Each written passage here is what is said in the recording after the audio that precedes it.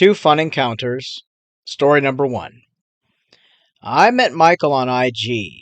He sent me a DM and said he loved my comment on a recent TV show comment I made on a fan page. He told me my comment was smart and he loved how funny I was and he had to check out my profile picture and my profile and thought he could work up the courage to message me. Michael's profile was private and he had a handful of followers, but his profile picture was of a man who I'd say was maybe in his late 50s, who looked just like a cowboy.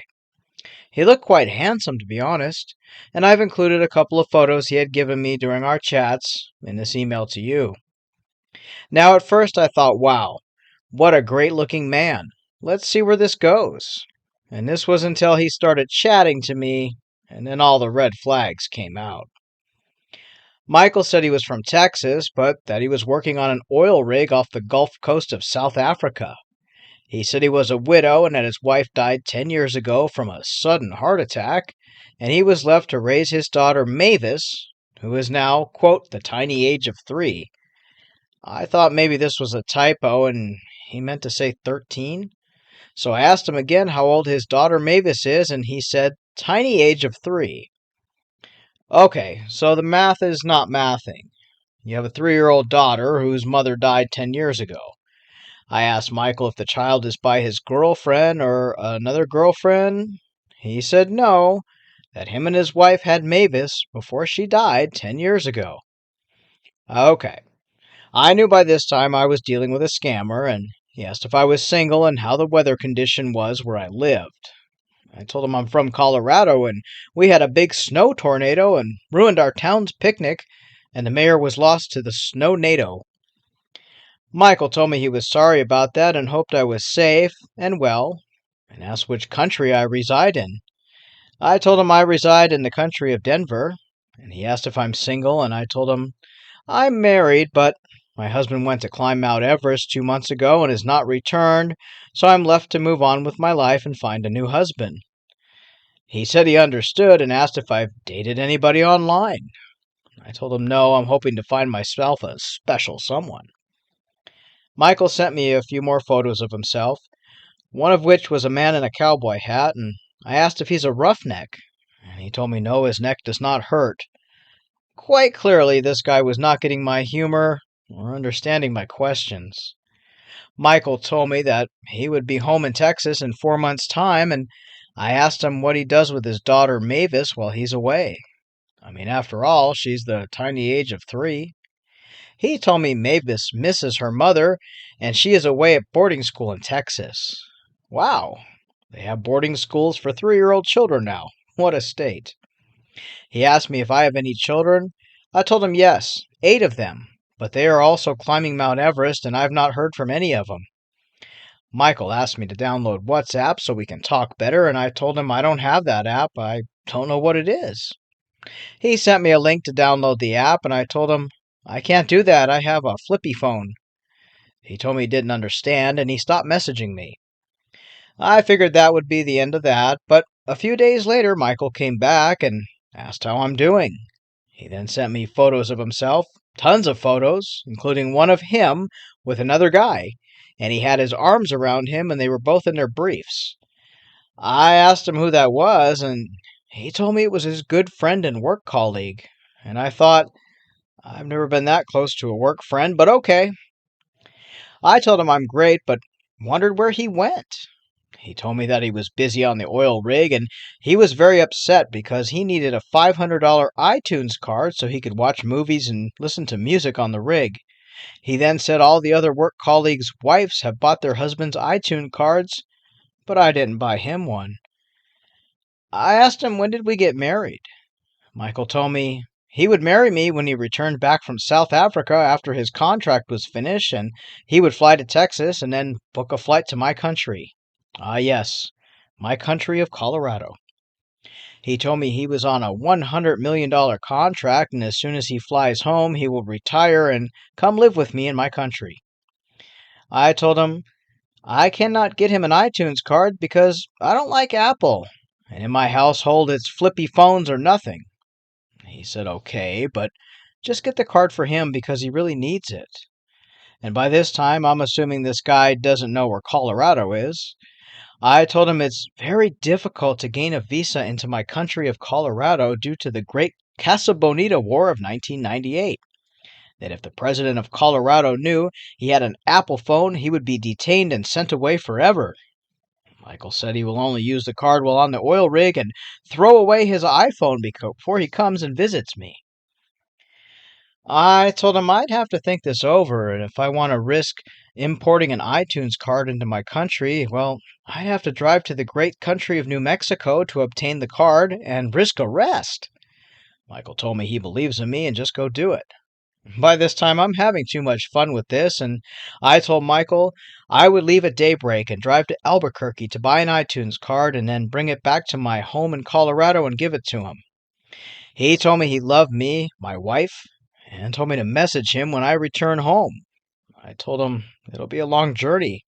I will have to drive and then leave my car at the border checkpoint, then travel on foot and hitchhike with strangers until I reach the city limits of Albuquerque. He told me okay and said to message him when I have the card and I return home. He told me he will be waiting and that he loves me. Well, I waited a full day with missed messages from Michael until I decided to go ahead and message him. I told him I've been detained by border security at the Colorado-New Mexico demilitarized zone, and I'm being questioned for trying to struggle and smuggle in that iTunes card. Michael replied with, "Okay, do you have the card?" I told him yes, and he told me to send it via Messenger and scratch the back with the code. I decided to send him a photo of an old gift card I had that was used.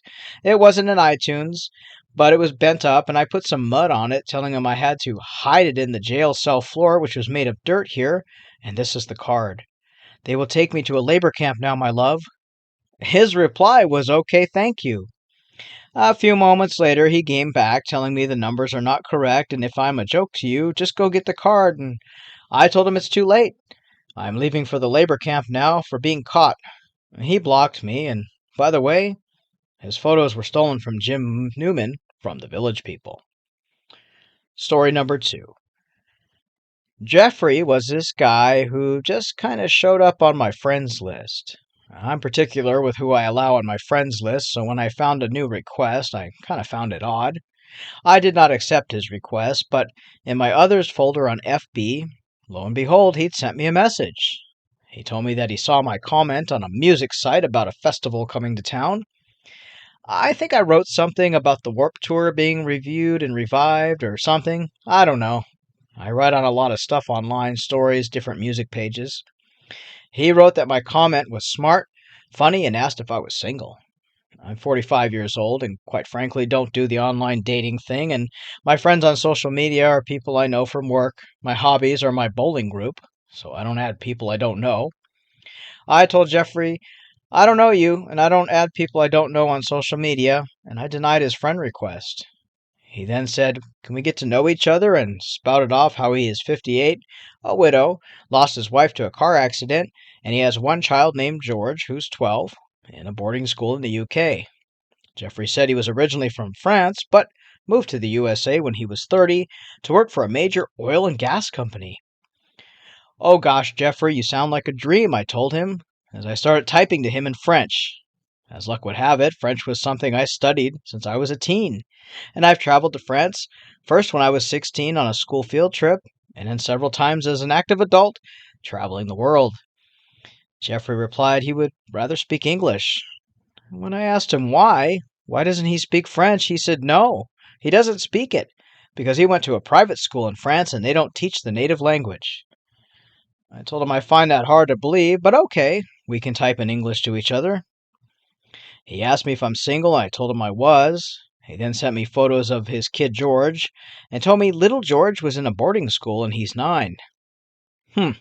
He went from 12 to 9. I asked if he's 12 or 9 because you said 12 earlier.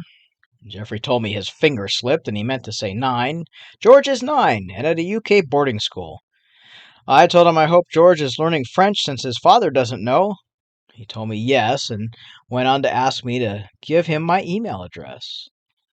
I told him I don't email. My God, it's not 1998, nor is it work time. I spend enough time emailing at work. I don't want to email strangers off the internet, I told him. Jeffrey told me he's not a stranger, but a hopeful future husband. I told him to keep hope alive. He asked me about the weather condition where I live and asked where I'm from. I told him I live in Kajagoogoo. 80s babies will know the band. And I'm a travel ambassador for my country, sort of a tour guide. Jeffrey told me that's wonderful and that he's been to my country before many years ago with his late wife. I asked him if she was driving when you visited my country, because I remember a woman driving a Toyota Corolla who crashed in the town square. He replied yes, and that he's pained to talk about his wife who passed as he loved her like no other.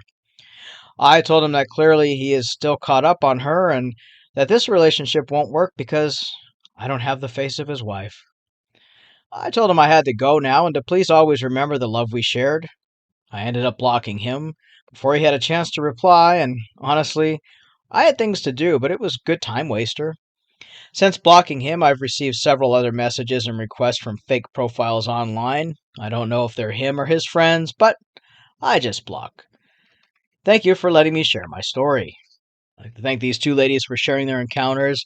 We often hear about people losing money and tragic stories, but sometimes we get some funny ones. These two were very funny. Sometimes it's fun to kind of mess around if you know you're talking to a scammer.